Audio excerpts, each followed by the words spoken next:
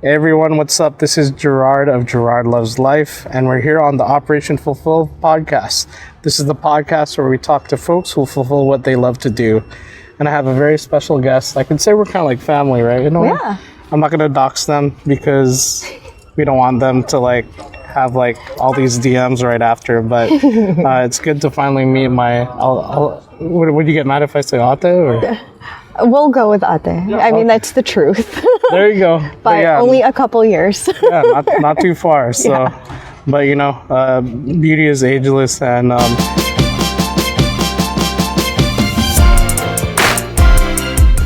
very grateful to finally meet Miss Joy Francisco of Little Yellow Jeepney. Yeah. And happy anniversary. It's been 10 years already since the release. Thank you. 10 years. It went by very fast. Yeah, just a blink of an eye, right? It was. It actually was. I mean, didn't expect to be where we are now. Didn't anticipate it. Yeah. Didn't really have this in the plan. Really? Yeah. So 10 years ago, I know it came out, and I know we talked about it a little bit, but so initially I thought it was kind of a nod because I think we grew up in the same era, with the Magic School Bus and everything. Yeah. So finding out it wasn't really the initial idea, but I guess where did the origins of the Yellow Magic, sorry. It's okay. No copyright. The Yellow Little Jeepney. The Little Yellow Jeepney. Actually, that was, there was another, children's book out there called the Blue Truck. I think it was the Blue Truck. And then that inspired at least the title for Little Yellow Jeepney. And I chose the jeepney because, as you know, jeepney is the icon in the Philippines. Yes. And also to add to that sentiment, my dad was a jeepney driver for a period of time when he was in the Philippines. Yeah. Hey. So it created more meaning after that. Yeah.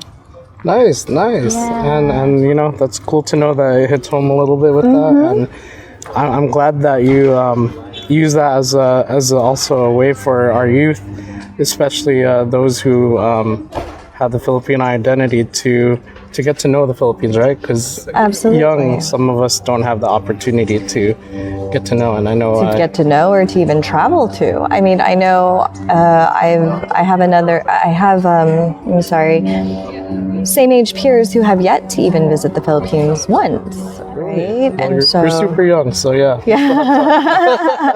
and no, so it was just very important to be able to introduce this book not only to our children but to the community, to be able to connect them to the Philippines, because at the time that it was written, there weren't very many Filipino or children's books, picture books that were about the Philippines, let alone by Filipino American authors, and so now since then it has grown. Yes. And that's been lovely to see, both published and self-published books, but at the same time it's still such a small percentage.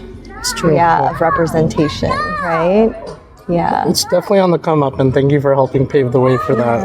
And it's always beautiful to see the impact you're doing, especially here in the San Diego Filipino American community, like the scene. Thank you. Yeah. And it's nice to know now that we call it Filipino American History Month, which was at the time of this recording last month.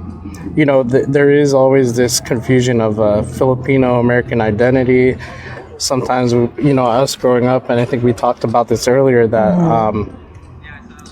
there was always this, do you know how to speak Tagalog? Do you even know your culture? And I'm glad that you see the importance of that. I think back then, right, we didn't really have that, that pull, that gravity. So, we didn't have a Filipino club at the at the time it was junior high or in the high school. But now I'm really grateful that at Challenger they teach Filipino classes, so they can learn the language, and there are a lot more clubs in the high schools and that offer that opportunity for those students to connect to that culture. Yeah, for sure. No, and I'm glad to see that it's there's this rise, and even Trader Joe's, right? Yeah. I'll put them But out we're there. not going to go there because I heard about the review. very disappointing. Very disappointing. Yeah. Yeah. I question whether or not they consulted with an actual Filipino. Yeah. That's true. That's true. Yeah, we'll just leave it at that. Yes. Yeah. As you can tell, this wasn't endorsed by Trader Joe's. Yeah. No, but and I'm glad what you do. Especially you're helping promote our culture to our youth, and just to name some of the books that you're doing, like Kili-Kili. I love that you bringing it back to the basics. Yes. Like, right, that's always the way of cultivating our language and culture. Always making sure that the basics are Everyone seems to know that word too. Kili-Kili, So, yeah. Right. So we, 3 years after we released Little Yellow Jeepney, we started the language series, and the first one was called My Kulay. Then we did one about numbers, isa, dalawa, tatlo, ito, Ay Obalo. Then Abacada, Yeah. Pamilya ko, Ay Bahay. I just had an idea of doing like 10 for the language series, which covers the basics, right? So there was also Damdaman, and then Kili-Kili. And then next spring, we're going to have Malinam Nam Nam, which presents opposites That's right. using Blindfold. street food, like Filipino food, as well as street food. So we're really excited about that.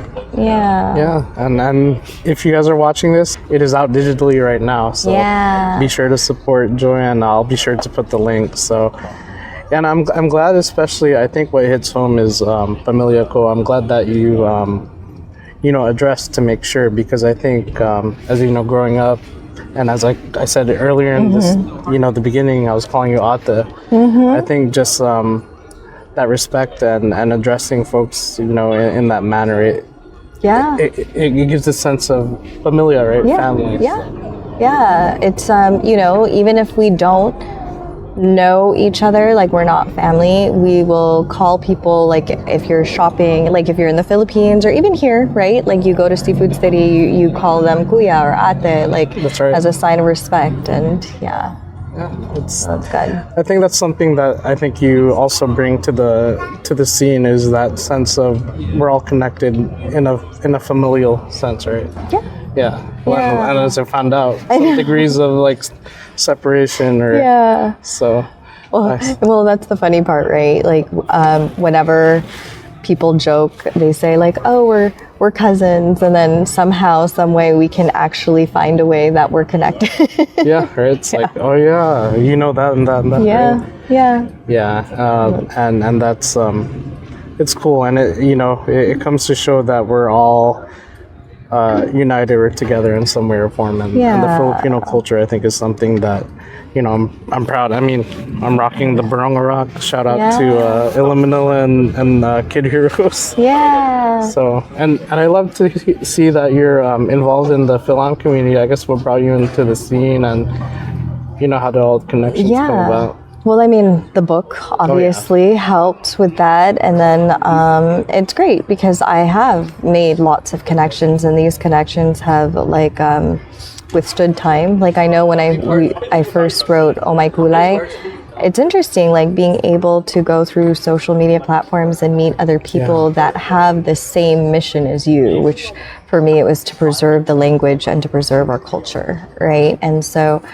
it's nice to know, like you said, that we all share the same goal. And so whether that's through food or through clothing or through, the books we write or the jewelry we make or, the candles with the Filipino sense of Sambaguita, Shout out to those guys. Yeah. Like it's great for that. I love seeing how they've integrated their culture in their, small businesses. Yes, yeah. Shout out to the small businesses that definitely exemplify the culture, and definitely we hope to support. And it's a community effort, and like you said, we all are trying to have the same goal to make it a household name of And it's great to see, even in, you mentioned the arts and the entertainment industry. The Filipino American scene is on the come up. So yeah, I'm glad that we're riding this tidal wave together. Yeah, well, I mean, we technically, right, historically, we were the very first Asians to be in the United States. That's right. Right? And I think if statistics are correct, we're the third largest Asian population in the United States, and yet it's interesting how it's been in the recent years that we have had the come up. But I also want us to take this as an opportunity for us, because yes, representation matters, visibility matters, and now it's like it would be nice for us to consider not just the impact we make, but what could we do with that? Like that visibility, right? Yeah. Now that we're on the spotlight. Taking responsibility for things in the community. Yeah. For sure. And thankfully, you shine a golden light. Golden came into mind, that Netflix movie that came out recently. You know what I mean? No, it's it's good to see. It's good to see this embrace, and shout out to San Diego. The food scene, as you mentioned, Chef Tara and John Bautista. Those guys, they've been. And authors now. Lots. I've had the pleasure this past October for Filipino American History Month. I was able to connect with many amazing Filipino American authors through their first Phil Am Booksta Instatour kind of thing, and so each day of last month there was an author who put out information or shared their books, and it was just really lovely to see how much that's grown, because I know when my daughter was starting to read chapter books, that's when I came across other books that chapter books that were written for her age, by Filipino Americans, and I just thought that was super amazing to have, and that was definitely not something we had. In terms of Asian representation, there was the one character from Babysitter's Club.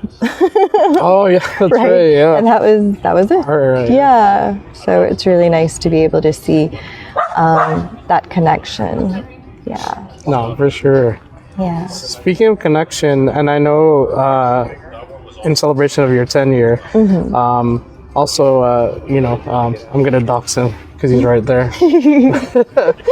Don't worry, I'm not gonna show the video, but Jim, I know your husband is of Laotian descent, and congrats to your recent release too with Love You More. Yes, that was all our books are very meaningful. We always integrate something into our books that have that we connect strongly to, and this one was past due, right? We've always wanted to create something that represents the Lao culture, and so we finally fulfilled that and released that earlier this year, and lots of special things in there.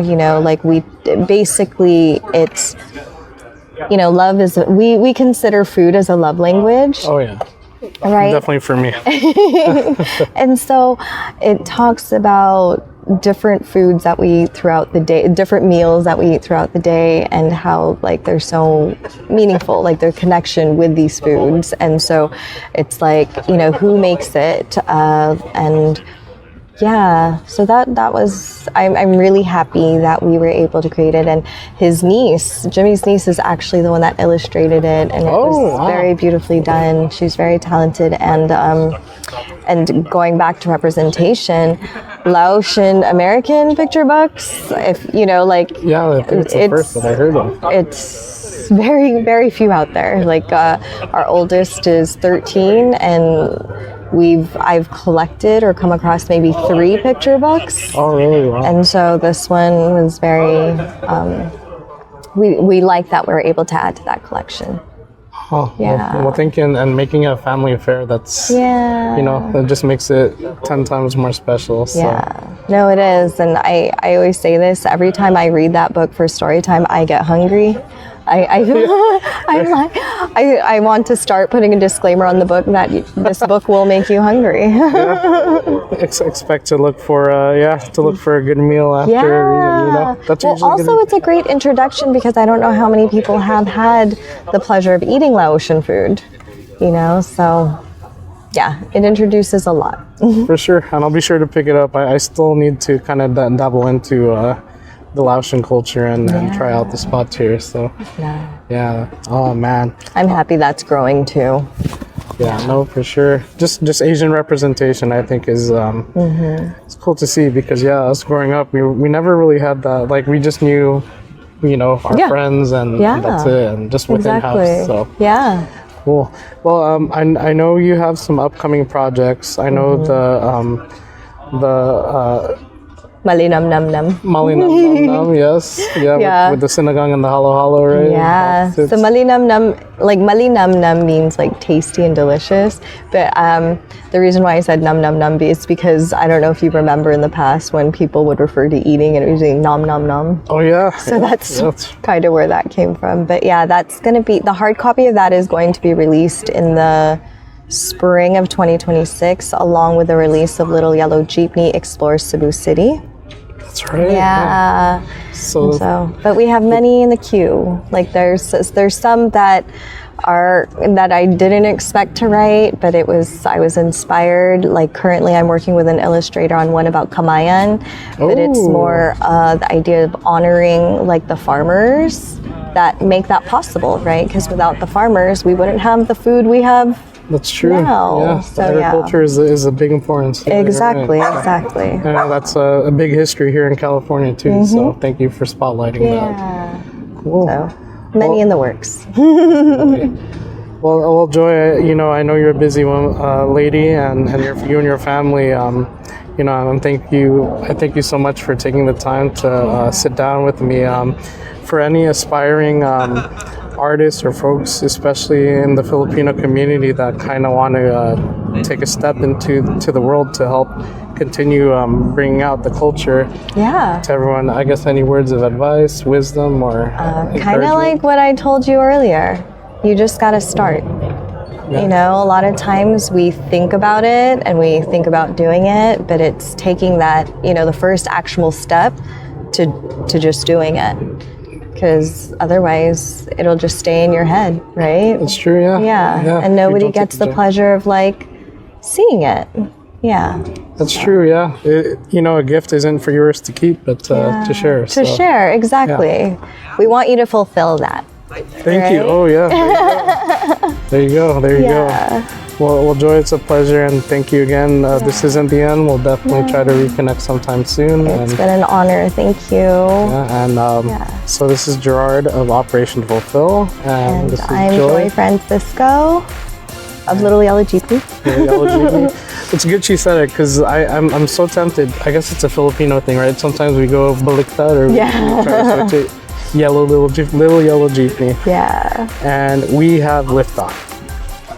All right.